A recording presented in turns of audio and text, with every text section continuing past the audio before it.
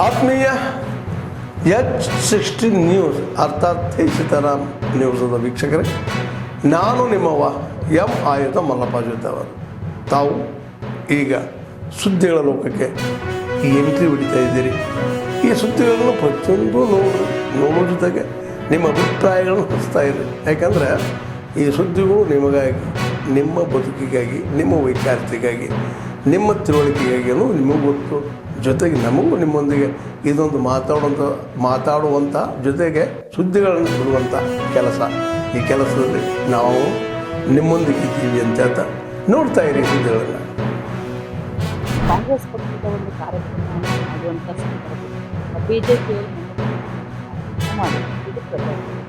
ಇವರು ಏನೇನು ನಮ್ಮ ನಾಯಕ ಮಾತಾಡಿದ್ರು, ಏನೇನು ರಾಹುಲ್ ಗಾಂಧಿ ಅವರಿಗೆ ಎಂತೆಂಥ ಮಾತನ್ನು ಮಾತಾಡಿದ್ರು, ಒಳಗಡೆನೂ ಮಾತಾಡಿದ್ರು, ಹೊರಗಡೆನೂ ಮಾತಾಡಿದ್ರು, ಎಲ್ಲ ಮಾಡಿ ಪ್ರಜಾಪ್ರಭುತ್ವ ಅವರಿಗೆ ಮಾತನಾಡೋ ಶಾಂತಿಯಿಂದಲೂ ವರ್ತನೆಯನ್ನು ಇದುವರೆಗೂ ಮಾಡ್ಕೊಂಡು ಬಂದಿತ್ತು. ಅತಿರೇಕಕ್ಕೆ ಹೋಗಿ ಈ ಮಾಧ್ಯಮದವ್ರು ತಾವು ಕೂಡ ನೋಡಿದ್ರು. ನಮ್ಮ ಕಾರ್ಯಕ್ರಮವನ್ನು ಸುಮಾರು ಈ ಜಿಲ್ಲೆ, ಈ ವಿಭಾಗ ಮಟ್ಟದ ಕಾರ್ಯಕ್ರಮ ಮಾಡುವಂಥದ್ದು ಮಧ್ಯದಲ್ಲಿ ಬಂದು ನಿಂತು ಆ ಮಟ್ಟಕ್ಕೆ ಮಾಡ್ತಾರೆ ಅಂತ ಬಿಜೆಪಿ ಸಮಾವೇಶಗಳಲ್ಲಿ ಮಧ್ಯದಲ್ಲಿ ಹೋಗಿ ನಿಂತು ಕಾಂಗ್ರೆಸ್ನವರು ಒಂದು ವೇಳೆ ಆ ಮುಂದಿನ ದಿನದಲ್ಲಿ ಊಹಿಸ್ಕೊಳ್ಳಿ ಮಾಡಿದ್ರೆ ಈ ಬಿಜೆಪಿ ಕಾರ್ಯಕರ್ತರಾಗಲಿ, ಬಿಜೆಪಿ ನಾಯಕರಾಗಲಿ, ನಮ್ಮ ಕಾರ್ಯಕರ್ತರು ಅದು ಬಿಡ್ತಾರಾ? ಮುಂದೆ ಇದಕ್ಕೆ ನೀವೇ ಸಾಕ್ಷಿ ಆಗ್ತಿರಲ್ಲ. ನಾಳೆ ಈ ರೀತಿ ಎಲ್ಲೋ ಒಂದು ಘಟನೆ ನಡೆಯುತ್ತೆ ಅಂತಲೇ ಇಟ್ಕೊಳ್ಳಿ. ಯಾಕಂದ್ರೆ ನಮ್ಮ ಕಾರ್ಯಕರ್ತರು ಇಟ್ಕೊಳ್ಳೋದಿಲ್ಲ. ನಮ್ಮ ಕಾರ್ಯಕರ್ತರಿಗೂ ಆ ರೋಷ, ದ್ವೇಷ, ಆವೇಶ, ಅಭಿಮಾನ, ಪಕ್ಷದ ಬಗ್ಗೆನ ಕಾಳಜಿ ಎಲ್ಲ ಇರುತ್ತೆ. ಸಿದ್ದರಾಮಯ್ಯನವರ ಅಭಿಮಾನಿಗಳು ಇಲ್ಲಿ ರಾಜ್ಯಾದ್ಯಂತ ಮೂಲೆ ಮೂಲೆಯಲ್ಲಿ ಇದ್ದಾರೆ. ನಮ್ಮ ಮುಖ್ಯಮಂತ್ರಿಗಳು ಮಾತನಾಡಬೇಕಾದ್ರೆ ಈ ರೀತಿ ಕಪ್ಪು ಬಾವುಟವನ್ನು ಹಾರಿಸಿದ್ರು ಅಂತ ಹೇಳಿ ನಾಳೆ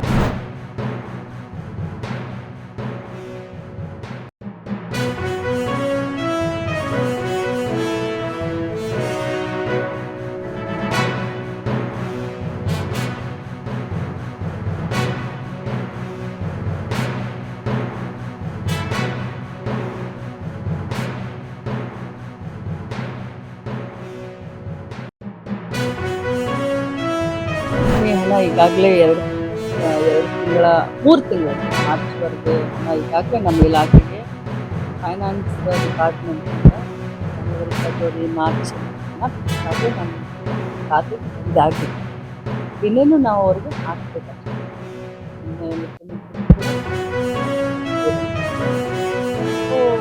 ಮೊದಲನೇ ಕಂತು, 2ನೇ ಇನ್ನೇನು 1 ವಾರದ ಒಳಗಡೆ ಎಲ್ಲ ಬಿಡುಗಡೆ ಮಾಡಿ ಒಂದು ವಾರ ಬಟ್ ಹಣ ಬಂದಿದೆ. ಮಾರ್ಚ್ 31 ಅನ್ನೋದ್ರಿಂದ ಹೊಸ ವರ್ಷ ಪ್ರಾರಂಭ ಆಯಿತು, ಸ್ವಲ್ಪ ಡಿಲೇ ಆಯಿತು. ಬಟ್ ಈಗ ಮತ್ತೆ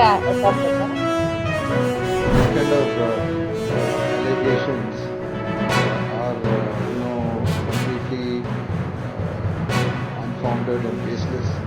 Mr. Siddaramaiah is one of the tallest political leaders in this country, and his love and respect for this country cannot be questioned by some people who don't even understand what is patriotism. So I think the Congress, some of the people who put out posters about Mr. Modi was in a way to say that where is Mr. Modi? Is he addressing the media? Is he clarifying anything? Has he answered any questions? He goes to Bihar and he continues to take part in election rally when all the other opposition leaders have called for a meeting. So for him, his election rally is more important, or the security of the country is more important. He makes suo moto statements, but is he questionable? Can people ask him what has happened? As the media has got the opportunity to ask him, any other country leader would have gone in front of the media and taken questions and given answers. When Pulwama happened, he was in Jim Corbett shooting.